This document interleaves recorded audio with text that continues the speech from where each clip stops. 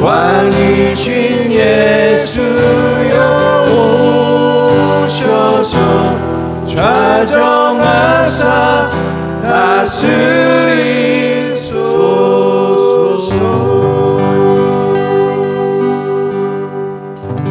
아멘. 그리고 월요일 날은 여러분들이 너무나 잘 아시는 성전 청결 사건이 있습니다. 성전 안에서 물건을 사고 파는 모든 자들을 내쫓으시고 돈 바꾸는 사람들의 상과 비둘기 파는 사람들의 의자를 들러엎으신 그 사건 말입니다. 그리고 화요일 날은 율법학자들과 논쟁을 참 많이 합니다. 그리고 수요일 날은 비록 기록은 없지만 가롯 유다가 예수님을 팔기로 한 그런 결심한 날이기도 합니다. 목요일 날은 회식, 마지막 만찬이 있는 날이고 바로 예수님께서 체포되신 날입니다.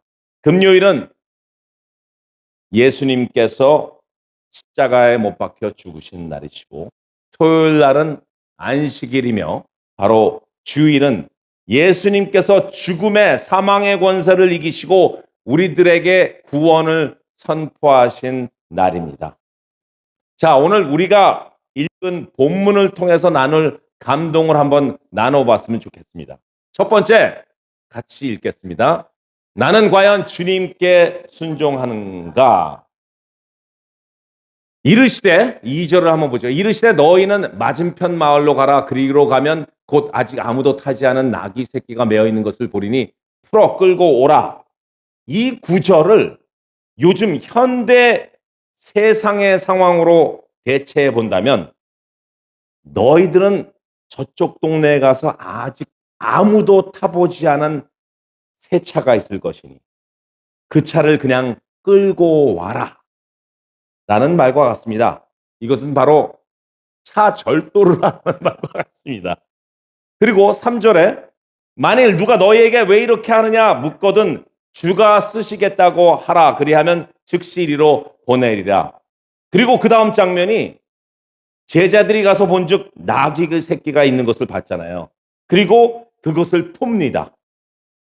거기에 서 있던 어떤 이들이 이르되 나귀 새끼를 풀어서 무엇을 하려느냐 합니다. 다시 현대로 돌아와서 적용해 본다면 새 차가 있는 곳에 가서 그냥 테이블에 있는 남의 차 키를 가지고 시동을 걸려는 순간 바로 4절 밑에 보면 그것을 푸니 고삐를 푸니 갑자기 차 주인이 나타나가지고 아니 남의 차 키를 가지고 뭐 하는 거야 하고 경찰 불러 아니면은 전화기로 얼굴에 갖다 대고 동영상을 찍는다든지 그런 모습을 연상할 수 있을 것입니다. 다시 본문으로 들어가서 6절에 제자들이 예수께서 이르신 대로 말하되 이를 허락한지라. 뭐라고 예수님께서 하셨어요? 주께서 쓰실 것이다. 다시 현대로 또 와서요. 저희 주인께서, 저희 사장께서 쓰시겠답니다. 너희 주인이 누군데? 아, 그분! 그래, 차 가져가도 됩니다. 다음부터는요, 키를 가져갈 때 좀 제발 얘기를 하고 가져가서 그냥 시동을 걸지 마시고요. 괜히 놀랬잖아요. 이런 것으로 상황을 볼 수 있습니다. 자, 왜 나귀 주인은 제자들이 주께서 쓰시겠다고 하는데 그 한마디에 나귀를 가져가라고 했을까요? 이것에 대해서는 여러 가지 논쟁들이 있습니다. 첫 번째, 예루살렘의 목적이 예수님께서 입성하시기 전에 철저히 준비하신 예수님께서 미리 약속을 해놨을 것이다. 그렇게까지는 아닌 것 같아요. 예수님이 한 이틀 전에 내려와서 야, 내가 보낼 테니까 무조건 빌려줘. 이러진 않았을 거란 말이에요. 어떤 믿지 않는 에이티스트들은 미리 예수님께서 내려와서 대금을 지불했을 것이다. 대여금을 냈을 것이다. 라고 말하기도 합니다. 그건 절대 아닌 것 같죠. 벳바게와 베다니를 예수님께서 많이 사역하시면서 다녔기 때문에 그분을 신뢰하고 있는 자들이 많았다. 그런데 바로 이 나귀의 주인도 그 사람들 중에 하나였을 것이다. 그럴 수도 있겠지만 또 신학자들은 이런 해석까지 가지고 옵니다. 만일 누가 너희에게 왜 이렇게 하느냐 묻거든 주께서 쓰시겠다고 하라. 그리하면 즉시 이리로 보내리라. 이 뜻이 뭐냐면요, 잠깐 쓰고 다시 보내주겠다라는 이야기거든요. 그 어떤 신학자들은 이렇게 얘기합니다. 바로 그 당시에 왕이나 권위 있는 랍비들이 어떤 공적인 목적을 위해서 그것을 잠깐 쓰는데 빌려줬을 것이다. 바로 그 공권력을 발휘했을 것이라는 그런 학설도 내놓고 있죠. 많은 논쟁들이 있지만 정말 영적인 해석을 여러분들에게 말씀드리겠습니다. 저는 그것을 믿습니다. 그것이 뭐냐?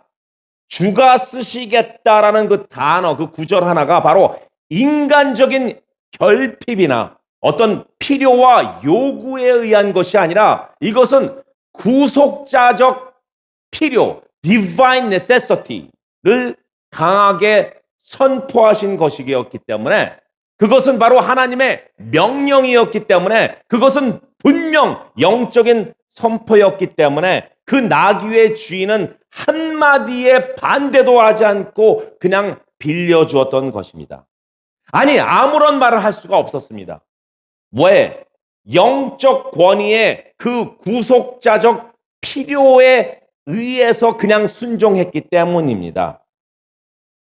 그 나귀의 이야기는요, 바로 구약의 예루살렘 입성 약 500년 전, 500 years ago에 스가랴에 의해서 예언된 것을 fulfill한 것이므로 단 한마디의 반대나 의문이 없이 이루어진 것입니다. 스가랴 9장 9절, 예수님 입성하시기 전 500년 전에 쓰여진 이 예언, 보라 내 왕이 내게 임하시나니 그는 공의로우시며 구원을 베푸시며 겸손하게 나귀를 타나니. 우리가 수요예배 때 나누었죠. God's providence, 하나님의 섭리는 하나님이 플랜하시고 하나님이 인도하시고 하나님이 fulfill, 이행하심이 있기에 그것을 우리는 하나님의 섭리, 그리고 그것은 무조건 이루어진다는 것을 나누었습니다. 그래서 나귀가 하나님의 계획 때문에 있어야 됐고요, 하나님께서 인도하심으로 제자 2명이 나귀를 가져와야 됐고요, 나귀 주인이 아무런 반문도 아무런 제재도 하지 않았고요, 그냥 순종 그 자체를 보여주었습니다. 결국 예수님이 타셔서 입성하심으로 스가랴의 예언을 풀필하신 것입니다. 그런데 이번 종료주일의 말씀은 이상하게 포커스가 바로 나귀 주인한테 가는 것을 볼 수 있습니다. 하나님의 명령, 영적인 선포에 과연 우리들은 그 나귀 주인과 같이 같은 방향을 할 것인가요? 아니면 하나님께서 역사하시려는 것에 토를 달고, 아니 나한테서 그것만은 빼앗아 가지 마십시오, 하나님 왜 갑자기 깜빡이 켜지 않고 그냥 훅 들어오십니까? 왜 그런 사역을 저한테 시키십니까? 그건 아닌 것 같은데요. 하나님께서는 하나님의 뜻 가운데서, 하나님의 인도하신 가운데서, 하나님의 플랜 가운데서 풀필 하려고 하시는데 우리가 오히려 그건 아닌 것 같은데요. 아니 그냥 다음에 할게요, 그것만은 말고 다른 거 시켜주실 수 없으십니까? 제가 하나님 인터넷을 뒤지니까요, 이건 아닌 것 같은데요. 인터넷에서 나오는 어떤 정보와 하나님의 역사를 어떻게 함께 논할 수 있습니까? 인터넷의 정보가 하나님의 역사하심을 다 설명할 수 있다면은 하나님은 천지의 창조주가 아니라 인터넷 AI의 그냥 대상일 뿐입니다. 우리는 솔직히 하나님의 명령에 순종하는 것보다 회피하거나 도망가거나 거절하거나 불순종할 때가 많습니다. 나중에는 비즈니스 딜하듯 니고시에이션도 합니다. 먼저 이거 해주세요, 그러면 내가 할게. 요건 반으로 줄여주세요. 지금은 필요 없어요. 다음에 연락드릴게요. 그것 말고 제가 이것을 할게요. 이게 제 적성에 맞거든요. 하나님의 영광은 다른 사람한테 받으시고요. 요번만큼은 제 영광을 좀 나타낼게요. 성도 여러분들, 하나님의 영적인 플랜 안에서 영적인 선포가 있을 때, 그리고 성령의 감동으로 인도가 되신다면 꼭 순종하십시오. 그것이 어쩌면 하나님의 섭리, providence를 fulfill하기 위해 우리들의 동역을 필요로 하시는 것일 줄 모릅니다. 아멘. 두 번째, 같이 읽죠. 믿음의 신조를 끝까지 지키고 있는가? 앞에서 가고 뒤에서 따르는 자들이 소리를 지르되 호산나 찬송하리로다 주의 이름으로 오시는 이여 찬송하리로다 오는 우리 조상 다윗의 나라여 가장 높은 곳에는 호산나 하더라. 제가 여러분들과 너무나 많이 이것에 대해서 나누었지만 예수님 나귀 타고 입성 당시에 종려나무 가지를 흔들면서 호산나 호산나 구원해 주시옵소서 구원자여 당신은 구원자입니다 하고 외쳤던 그 수많은 인파들이 며칠 있다가 십자가에 예수를 박아라, 그를 처형하라, 강도 바라바를 풀어주고 예수를 죽여라고 외쳤던 사람들과 같을 수 있습니다. 며칠 사이에 예수님을 향한 소위 신조, 신의가 바뀌어졌습니다. 예수님 정말 무척 상처받았을 것입니다. 배반당했잖아요. 유다한테도 배반당했는데 배반 애프터 배반. 그래서 예수님은 직접 배반을 당했기에 상처를 받았기에 아마 내적 치유의 대가가 아닌가 이렇게 볼 수 있습니다. 직접 당해보셨기 때문에. 죄인 바라바를 풀어주라는 것은요, 영적인 의미로 죄를 자유케 해서 우리를 억압하게 해주세요. 우리를 삼키게 해주세요. 대신 선을 묶어버려서 이 땅 가운데는 더 이상 선이 존재하지 않도록 십자가에 처형해 주세요라는 것과 같은 말입니다. 배반 그 자체를 보여주는 것입니다. 게다가 무지에 무식게 그 자체를 보여줍니다. 예루살렘에 예수님께서 입성하셨는데 아무런 병원화도 없고 그냥 성전에서 상이나 엎어버리고 저 사람 앵거 매니지먼트가 필요한 사람이야.